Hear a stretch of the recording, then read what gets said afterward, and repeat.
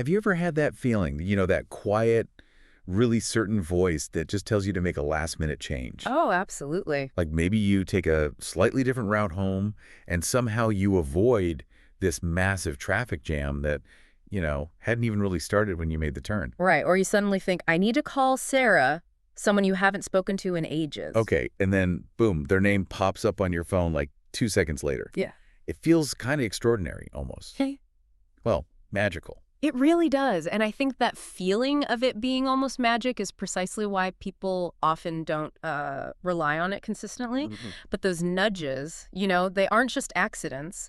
They're more like rare glimpses of this internal intelligence, like a silent compass that's actually running all the time in the background. Okay. And it's processing data way faster than your conscious mind ever could. And that right there, that's our mission for this deep dive. We want to help move you, our listener, from hearing that silent compass just, by chance, to hearing it on purpose, deliberately. This isn't about some mystical gift for a chosen few. No, not at all. It's about making intuition a reliable, practical skill, something that can genuinely inform your decisions, big and small. Exactly. We're approaching this as a very practical process. Intuitive skill, it follows the same rules as getting good at anything else, really. Like learning an instrument or a sport. Precisely. It takes structured awareness, you need consistent practice, and you need honest feedback. So today, we're going to do a clear structure. We're going to help you separate those genuine intuitive signals from their very clever mental impersonators. Okay, the impersonators. That sounds important. It is. And then we'll give you some really targeted, actionable tools. Things like specific breathwork techniques and a crucial 3-part discernment test. These things can dramatically shorten the time you spend stuck in that awful place of indecision. Which can be so painful and honestly costly sometimes. Okay, let's dive right in then. Because before we can even think about training this skill, we really need to define the voice, right? What actually is intuition? And maybe just as importantly, what is it not? What are we always mixing it up with? Right. The core definition is really the bedrock here. So intuition, fundamentally, it's a form of inner certainty that arrives already whole. Already whole, meaning it doesn't require a visible chain of reasoning. You don't feel like you've climbed a ladder of logic to get there. It just lands. Oh, yeah. And crucially, it often appears free of high emotional voltage. It's not usually a big burst of excitement or panic. Interesting. And this is a key indicator, actually. Sometimes it points towards outcomes you wouldn't consciously prefer. It might challenge your ego or, your comfortable plans. So if a sudden, clear knowing tells you to walk away from what looks like a great deal. Yes. The subsequent feeling, maybe disappointment about losing the deal, that only arises after that initial hit of certainty. The intuitive message itself is often surprisingly, neutral, quietly factual. That distinction, that neutral certainty versus a really charged desire that feels vital. Because I think people often assume intuition means they'll suddenly feel amazing about a decision. Exactly. That's a common trap. But if the message isn't what we were hoping for, or if it doesn't have that big, ecstatic charge, how do we know it's not just, a random anxious thought bubbling up? And that's where we need to get really good at separating the signal from the static. We have to look closely at those clever impersonators you mentioned. Right. There are 3 main ones, and they all use the same mental pathways as intuition, which makes them, frankly, very difficult to distinguish without deliberate practice. Okay, let's break them down. What's the first one people usually lean on? I think the most obvious one is logic. Right, the spreadsheet approach. Exactly. Logic is sequential, it's linear, it's that cognitive staircase, right? You gather data, you weigh the pros and cons, you make the lists, you run the numbers, and eventually you arrive at a conclusion. And you feel the effort. You know you've done the work. You feel the distinct sensation of having exerted analytical effort to walk that path. Logic is absolutely essential, especially for validation later, but it is not intuition itself. Okay, makes sense. So impersonator number 2, you mentioned emotion earlier. Yes, emotion. And this is where a lot of the popular terms like gut feeling can actually cause some confusion. How so? Well, emotion is also instantaneous, like intuition can be. But emotion arises in direct response to something, a stimulus, a memory, a hormonal shift. And it always carries what you could call a kinetic charge. You feel lifted or squeezed or flushed or suddenly energized. So if a situation reminds me of something bad that happened before, and I feel anxious. That anxiety is emotion. It's a physiological response triggered by a memory trace, not necessarily pure intuitive insight about the present situation itself. It might be relevant, but it's not the same thing. Got it. Okay, in the third one, you called this one insidious earlier. Yes, wishful thinking. And it is insidious because it sounds so much like conviction sometimes. Wishful thinking is incredibly seductive. Why? Because it always carries this sort of sugary coating. I like that. Sugary coating. Its flavor is pure desire, mixed with a projection of how you hope or want reality to unfold. It tends to be loud, insistent, and it usually pushes you toward the outcome that, let's be honest, flatters your ego or promises the biggest immediate payoff. And it doesn't like being questioned. Not at all. It actively avoids asking hard questions or considering contradictory evidence. It basically says, this should happen because I really want it to, or because I deserve it, rather than a neutral, this is what is likely to happen based on a deeper data read. That's a really helpful clarification. So if the core of intuition is this neutrality, this quiet certainty, the challenge then is recognizing that it can feel, well, really simple. Almost mundane sometimes. Exactly. And you mentioned earlier, we found in interviews with people who really rely on this skill professionally, the recurring finding was almost verbatim. It felt like a simple fact, not a feeling, stripped bare of all the emotional theatrics. Can we bring that to life? The paramedic story, Marcus. Yes, Marcus. It's a perfect example. He gets a call, goes to a house. The resident is insisting everything's fine, I'm fine. Marcus walks in, and just seconds later, he receives what he described as an inhumanly calm download. Inhumanly calm. Wow. Just a factual sentence landing in his mind. The house had critical carbon monoxide levels. There was no smell yet, no logical trigger, no feeling of panic in him, just this certain neutral piece of data. And he acted on it. Immediately evacuated the building, called the fire department, and sure enough, they confirmed a life-threatening leak. The crucial point is he didn't feel panic. He experienced factual certainty. That's the signature of true intuition. That's powerful. It highlights the immediacy, the lack of, conscious processing. But if our nervous system is the receiver, we also need to realize that not everyone gets that download in the same format, right? Yeah. Marcus got a sentence. Someone else might get a physical feeling. Absolutely. Which brings us right to the necessity of identifying your personal intuition vocabulary, your primary dialect, if you will. Okay, dialects of intuition. I like that. Yeah, because knowing your dominant mode helps prevent you from mislabeling a genuine signal as just random noise or static. We generally outline 4 main dialects. What are they? First, physical sensation. This is your classic gut feeling, but it's broader than that.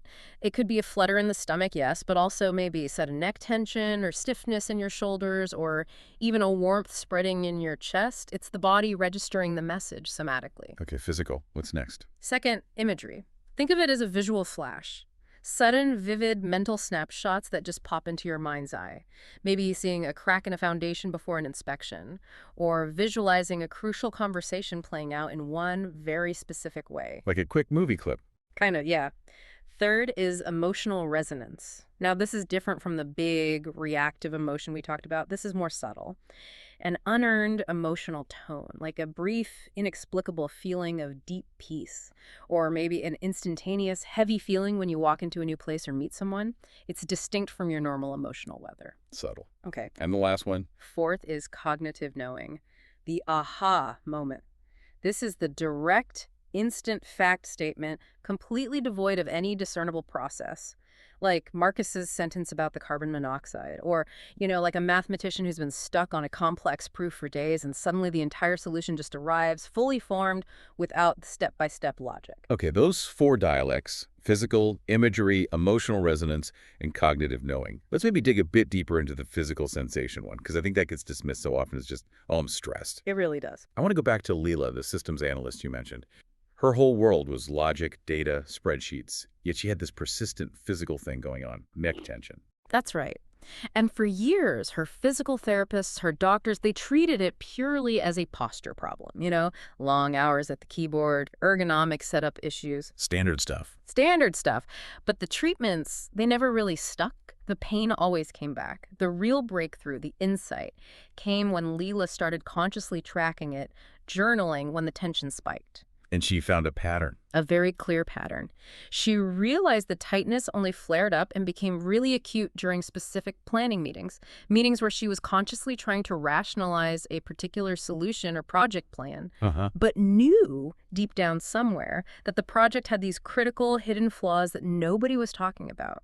Her body, specifically her neck muscles, was basically acting like a friend tugging at her sleeve, signaling this deep misalignment long before her analytical mind had formally logged it under risk assessment. Wow, so she had to completely reframe it, stop seeing the neck tension as just a problem to be fixed with massage, So it's sad. and start seeing it as information, a data point. Oh, precisely. If you're a systems analyst, maybe your intuition speaks loudest through physical tension, because that's the clearest, fastest channel your unique system has available to communicate data overload or misalignment warning. Once you realize your personal somatic dashboard reliably shows, say, that specific tightness whenever you face certain kinds of decisions, well, now you have a repeatable, measurable signal. You can start to trust it. You can start to work with it. Identifying that specific body language is the crucial first step. It moves intuition from being just a random occasional event into becoming a functional, practical skill you can actually use. Fantastic. Okay, so we've defined the signal. We've talked about identifying our own personal dialect, whether it's that neck tension or a flash of imagery or a quiet knowing. Now, the next big challenge. We live in a world that seems fundamentally designed to drown out these subtle whispers. How on earth do we create the necessary internal quiet to actually hear the signal clearly? You're absolutely right. Intuition is, by its nature, subtle. It's a whisper. So to access it reliably, you have to actively escort that whisper onto a quiet stage. And that means deliberately shaping both your external and your internal environment. Let's talk about the external first. Yeah. Because the modern world, it feels like a constant barrage, doesn't it? Multitasking, phone notifications, buzzing and pinging, endless social media streams, 24/7 news. How does all that external static actively block the intuitive signal on a brain level? Well, neurologically, that kind of environment keeps your prefrontal cortex, that's your brain's CEO, the executive function center responsible for planning, logic, analysis, it keeps it in a state of constant, almost frantic activity. Always on. Always on. And when the prefrontal cortex is perpetually overstimulated like that, blood flow and resources get prioritized there. That naturally pulls resources away from the deeper, evolutionarily older parts of the brain, the ones that specialize in synthesis, pattern recognition, and spontaneous insight. And then you have the internal static, the mental chatter, the worrying, the replaying conversations. That stuff raises your cortisol levels, your stress hormones. Really? And high cortisol literally narrows your attentional focus and keeps you stuck in a state of hypervigilance, always scanning for threats. So creating calm, predictable surroundings isn't just about feeling nice or relaxed. It's functional. It's functional. It actually creates a crucial neurochemical cocktail in your brain, lower cortisol, maybe higher serotonin, that allows your entire nervous system to reach what scientists call physiological coherence, a state where insight is much more likely to emerge. So the environment isn't just background noise. It's actively working against us if we're not mindful. I love the idea you shared about Damon, the corporate strategist, who intentionally built himself a little sanctuary. Yeah, Damon's story really highlights that intentionality matters way more than, say, square footage or fancy decor. He was feeling completely overwhelmed by the pressure of making these huge, high-stakes decisions. I can imagine. He recognized his normal office, his desk. It was just too noisy, internally and externally, so he converted this tiny, narrow utility closet into his personal sanctuary. A closet, seriously. Seriously. Painted the walls a soft sage green, put in a simple dimmable lamp, and hung just one photograph, a peaceful ocean horizon right at eye level. That tiny space became an instantaneous neurological cue for him. Like flipping a switch. Exactly. When he slid that closet door shut, his nervous system got the signal. The environment is safe, the time is dedicated, the analytical mind can take a back seat, and the intuitive mind is now permitted to come forward. That intentional shift, even in a small space, sounds really powerful. Yeah. Okay, so once we have that quieter external stage, maybe our little closet, the next piece is tuning the internal instrument. Yes. And the instrument is fundamentally your nervous system. And the tuning knob. The tuning knob is absolutely your breath. It's the fastest, most direct, most effective way that you, the listener, can deliver presence right back into this moment, into your body. We heard about firefighter Michael using this under extreme pressure. Yes, Michael's experience is so telling. Dealing with literal life or death scenarios, he learned that taking those deep, deliberate breaths in the fire truck on the way to a call, it didn't just calm his understandable anxiety, it calmed his whole system enough so that his gut could talk louder, as he put it. That allowed him to more quickly and accurately assess subtle risk factors, like the potential for a dangerous backdraft, that weren't immediately obvious through sight or sound alone. And this is rooted firmly in biology. Tell us a bit more about the science there. How exactly does slowing down the breath interact with the nervous system to enable that? Okay, so when you intentionally breathe slowly, especially making the exhale longer than the inhale, you directly stimulate the vagus nerve. The vagus nerve, right. I've heard of that. It's the longest nerve in your autonomic nervous system, basically the main communication highway running from your brainstem down through your chest and into your abdomen. It's the conductor of your internal orchestra, in a way. Right. Stimulating it, particularly with that longer exhale, increases what's called vagal tone.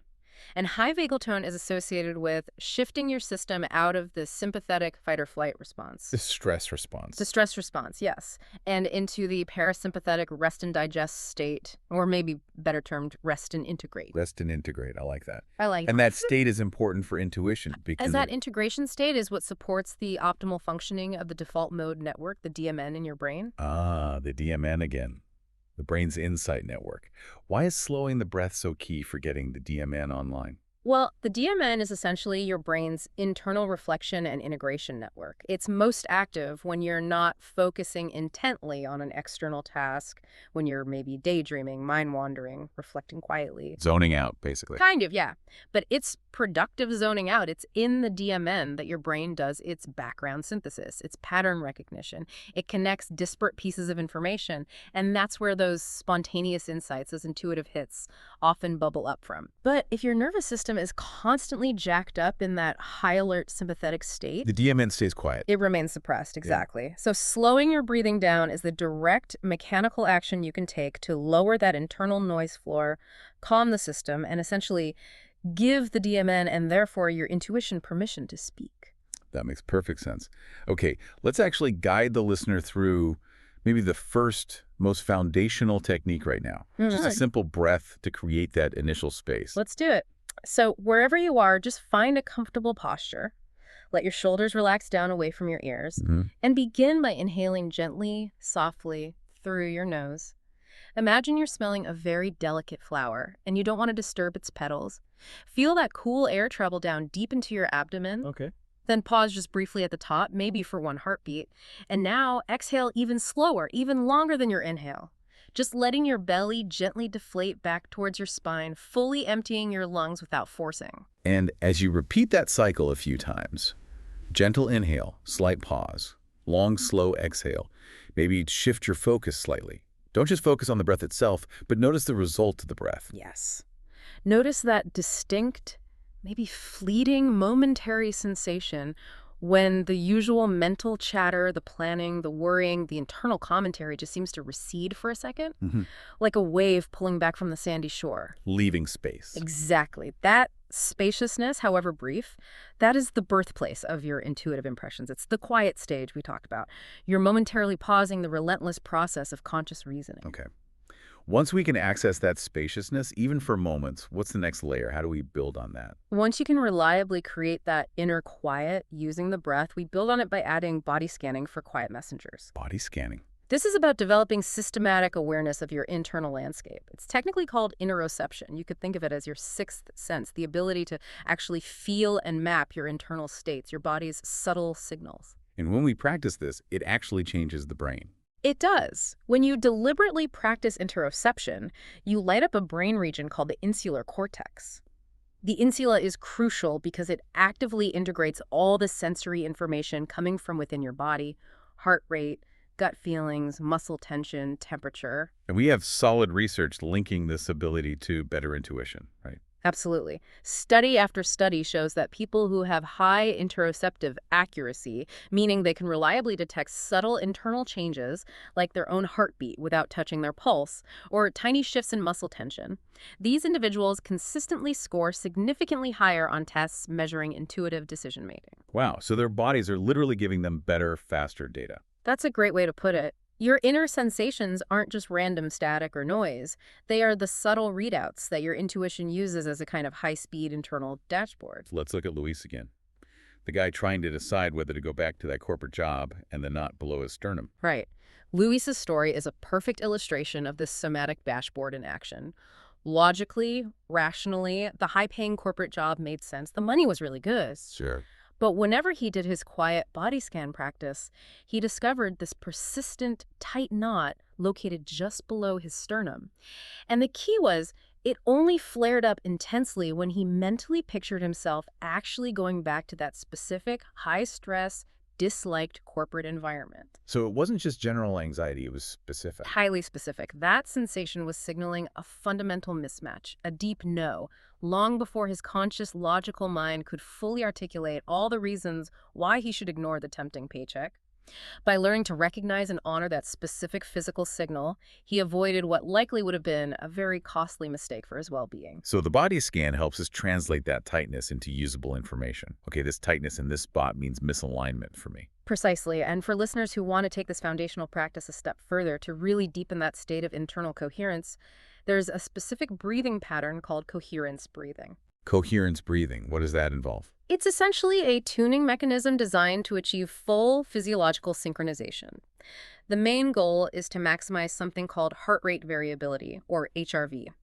High HRV is a key marker of a healthy, resilient, well-functioning nervous system. How do you do it? The technique itself is beautifully simple. You aim to inhale for a count of 5 heartbeats and then exhale for a count of 5 heartbeats, keeping that even 5 in, 5 out rhythm. So equal inhale and exhale. Equal inhale and exhale, ideally around 5 seconds each if that feels comfortable. This specific balanced rhythm has been shown to synchronize your heart rhythms and your brain waves, creating that state of physiological coherence we mentioned earlier. And what does that actually feel like when you're in that state of physiological coherence? It feels like still water. Calm, centered, balanced. It's a steady, predictable internal rhythm where the mental churn noticeably subsides and your emotional reactivity diminishes significantly. And consistently, when research participants reach and sustain this coherent state, they often report experiencing spontaneous intuitive insights either during the practice or shortly afterwards.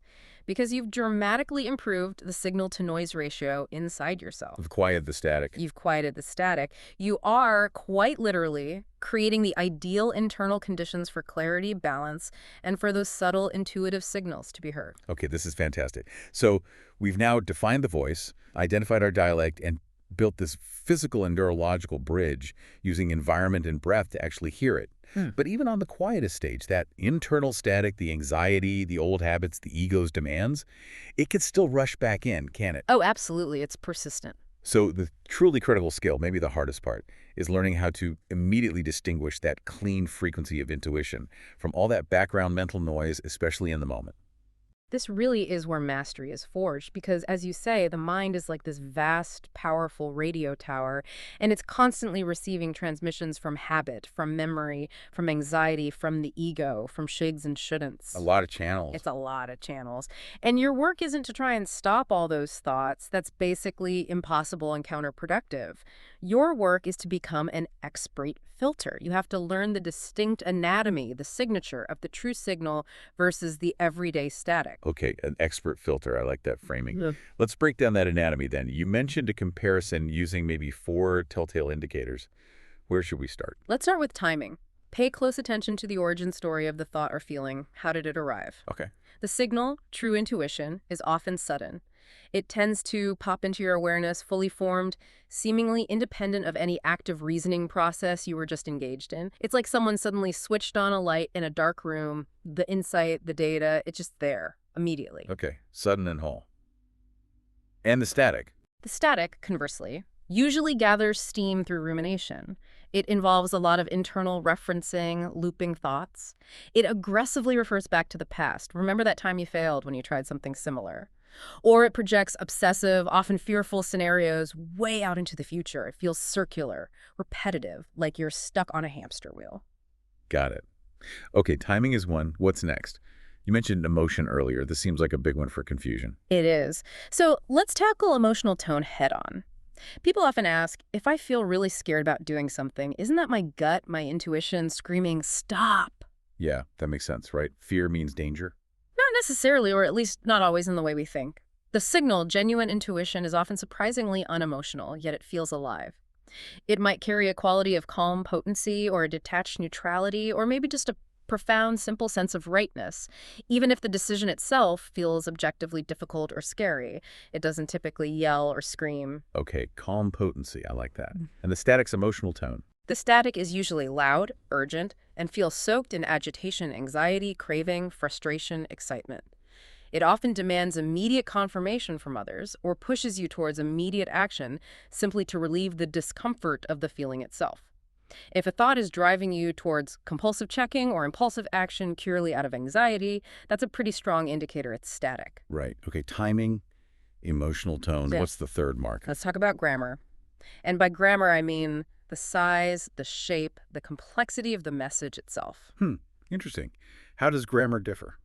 This is actually one of my favorite markers because it's often quite distinct. The signal tends to be concise, spare, clean.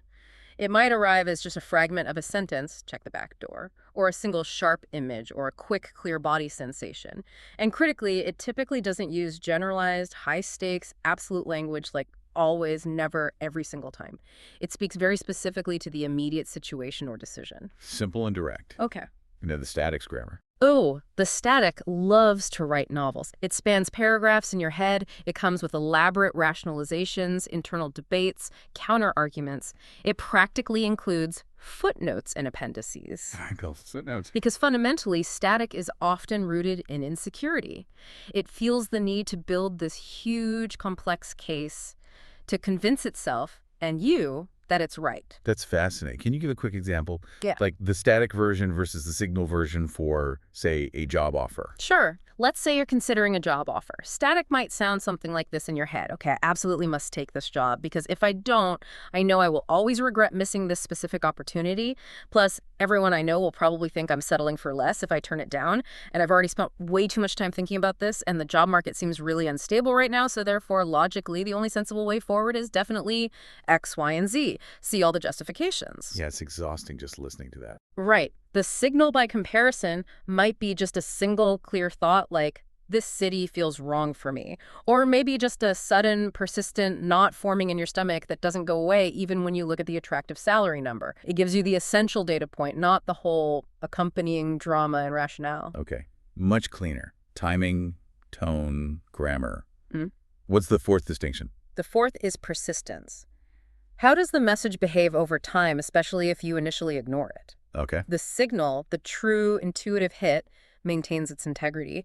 If you ignore it or push it aside, it might temporarily recede into the background, but it tends to return later, often gently, always conveying the same core data, the same specific message, in roughly the same calm register.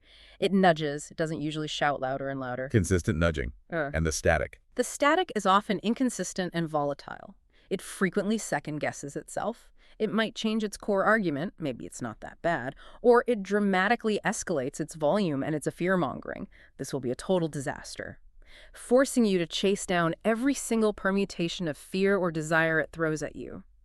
If the core content or the emotional intensity shifts wildly within, say, an hour or even a day, it was probably noise. That's a great set of diagnostic criteria. Timing, tone, grammar, persistence.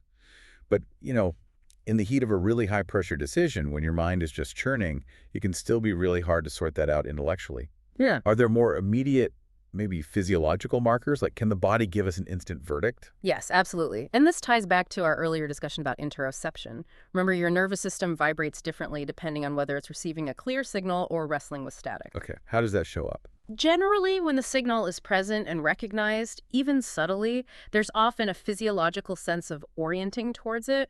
You might notice your chest feels a little more open, your breathing might deepen naturally without any effort, maybe your jaw unclenches slightly. It's like your body is subtly aligning and saying yes, or this resonates as true. An opening. And when static is dominant. When static takes over, particularly anxiety-driven static, there's almost always undeniable constriction. You'll notice shallow breathing that stays high up in the chest, maybe a furrowing of the brow, tension in the shoulders, or a very pronounced clenching or tightening in the abdomen or gut. Your body is literally tensing against the anxiety or internal conflict that the noise is generating. So if the body constricts, that's a red flag that we're probably caught in rumination or fear, not necessarily receiving clear guidance. Exactly. It's a powerful, immediate feedback loop, which suggests we need a practice that can help us deliberately step out of the mental argument for a moment so the body's wisdom can actually confirm the data. Okay, and that leads us to the stream to stone practice. Yes. This visualization is an incredibly useful in-the-moment test for sorting signal from static. The idea is simple. Visualize your entire stream of consciousness, all the thoughts, feelings, plans, judgments, as a fast-rushing river. And it's full of debris, right? Plans, memories, fears, fantasies, self-criticism. Yeah, sounds familiar. So your task is to mentally step off the bank and onto a large, stable, immovable stone right in the middle of that rushing river. You become the calm, detached observer. Okay, I'm on the stone now. Way. Now, just watch each thought or feeling as it rushes past you down the river, and as it goes by, simply label it neutrally. Ah, that's a plan, that's a memory, that's fear, that's a fantasy, that's judgment. Just label and let it flow by. Sounds like a great exercise in detachment. Just noticing without getting swept away. It is exactly that. And as you do this, you'll start to notice patterns. The repetitive categories, the ones you keep labeling fear or anxiety or maybe wishful thinking over and over again, that is your static. That's the noise. But keep watching, because occasionally a different kind of thought might sail through. Maybe it feels cooler, more neutral. Perhaps it's a surprising solution you hadn't considered, or just a very clear, simple statement of truth about the situation at hand. It doesn't get caught in the loop. That is likely your signal. The stream to stone practice simply reminds you that you are not the river's current. You are the observing shore, or the stable stone. I love that. But what if the river, the static, is just raging? What if it feels so overwhelming you can't even find the stone, let alone stand on it? We need a quick reset sometimes, right? Absolutely. Sometimes the noise level is just too high for discernment, and that's where a quick, targeted recalibration using the breath and body comes in, focusing specifically on key physical release points. Because you really cannot sort tiny gold flakes from muddy silt while the river is churning violently. You gotta calm the water first. You have to calm the water first. This little 3-breath triad is designed to rapidly soften the physical armor that often amplifies the mental static. So, sitting upright comfortably. 1. On the first deep inhale, really draw the air all the way down towards your pelvis, filling the belly. Then, on the long, slow exhale, consciously focus on releasing all tension in your jaw and letting your tongue rest heavy and soft in the bottom of your mouth. Jaw and tongue first. Jaw and tongue. On the second deep inhale, bring your focus to the area just behind your navel, your body's center of gravity. As you exhale slowly, allow your entire belly, your abdomen, to soften completely. Let it go loose. Okay. Belly soft. 3.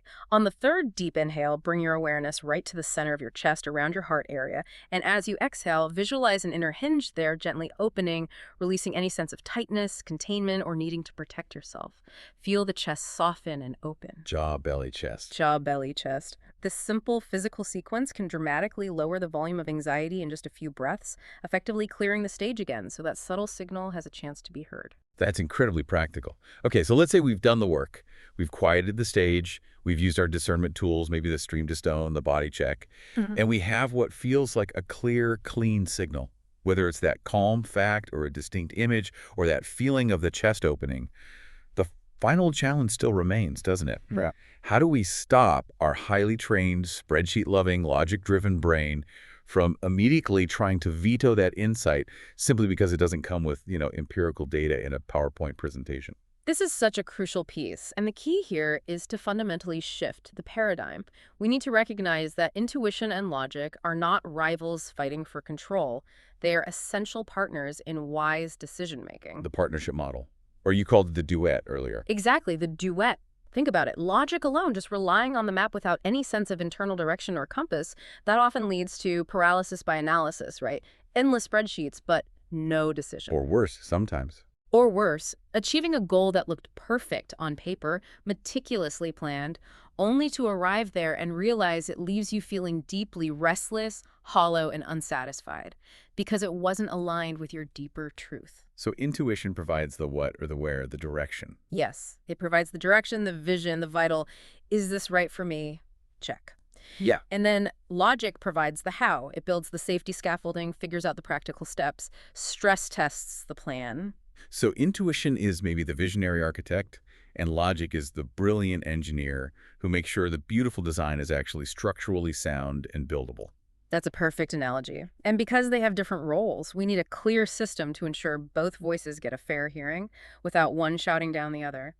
And that brings us to the four-step integration model. It's a way to turn that quiet, intuitive insight into confident, grounded action. Okay, let's walk through the 4 steps. Step 1. Step one is reception. This is simply the quiet awareness piece we've been talking about. You notice the intuitive flicker, the image, the sensation, the knowing, without immediate judgment or interference. Just acknowledge it as raw data coming in. Okay? Note. Receive it. Step 2. Step two is articulation. This is crucial. You need to translate that raw, often nonverbal flicker into concrete verbal language as best you can. So if your gut tightens during a negotiation, you consciously articulate it, maybe even just to yourself initially. Okay, something feels unstable here. I think it might be about the long-term viability of this partnership. So you give it words, make it tangible. You make it tangible. It externalizes the message from just a vague feeling into something specific you can actually work with. Okay. Reception, articulation. Yeah. Step 3. Step three is verification, and this is where logic gets its starring role. But importantly, logic comes in after the intuition has been received and articulated. Here, you bring in the engineer. You consciously gather objective evidence. You check your factual assumptions. You run the worst-case scenarios. You ask those hard, practical questions that were inspired by the intuitive data point. So if the intuition flagged concerns about the partnership's viability, then, in the verification step, you diligently check their financials, maybe look into their legal history, perhaps talk to some of their past clients or partners. You use logic to investigate the area the intuition highlighted. got it. And the final step, step 4. Step four is synthesis. This is where you bring the two streams of information together, the validated intuitive insight and the logical verification data, and allow them to coalesce into a final integrated decision. This often involves some form of creative problem solving or negotiation.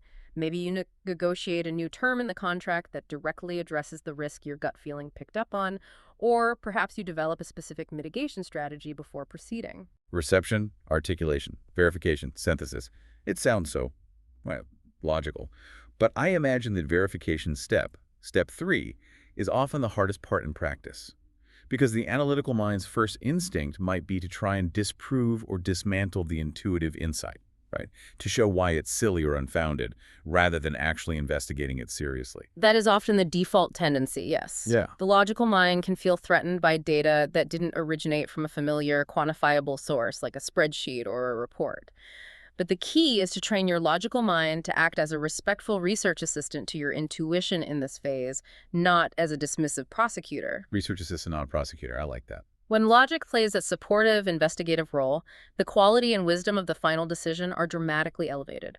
Think about Julian, the architect we mentioned. Right, the Cliffside Hotel project. Looked perfect on paper. Logically, it was the dream commission. Everything aligned, budget, location, client. Perfect. But then came the nightmares. Exactly. He started having these persistent, disturbing nightmares about huge waves crashing and eroding the cliff foundations where the hotel was planned. That was step one, reception. His intuition was screaming a warning through vivid imagery. Okay, so how did he articulate that? He probably couldn't go to the client and say, I had a bad dream. No, but he could articulate it internally and then translate it into professional language. Step two, articulation, was him acknowledging, I have a strong, persistent concern about the long-term geological stability of this specific site, despite the initial reports. Right, then came verification. Then step three, verification. He didn't dismiss the dream as stress. He used it as a prompt to commission more detailed, sophisticated geological surveys than were initially planned, specifically looking for the kind of erosion patterns he saw in his dreams. And guess what? The surveys found something. They confirmed significant, unpredicted erosion risks linked to unusual current patterns, risks that the standard, conventional modeling had completely missed. His logic validated the intuitive warning. Wow. And the synthesis.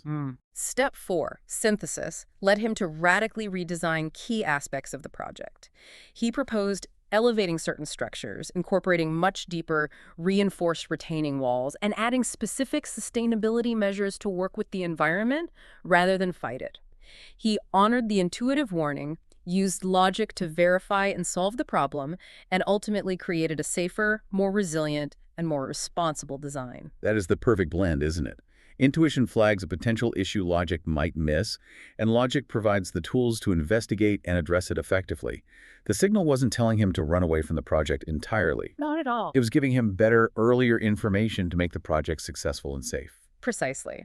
And we don't need to wait for big architectural projects to use this. We can and should apply the same integration model to the countless micro moments and small decisions of daily life, making intuition an automatic, everyday companion. How do we do that when things are moving fast? When we don't have time for a full four-step process? We need tools for high-speed integration. One simple one is the blink breath. Blink breath. Yeah. It's just using a natural blink as a cue. When you feel that rising sense of pressure or mental spiraling, especially when time is tight, use your next blink as a trigger to take one quick, conscious in-breath and out-breath, feeling your feet on the floor. It takes literally a fraction of a second, but it can instantly pull your awareness back from the frantic mind into the grounding presence of your body. Just a micro-pause anchored to a blink. Yeah. Like that.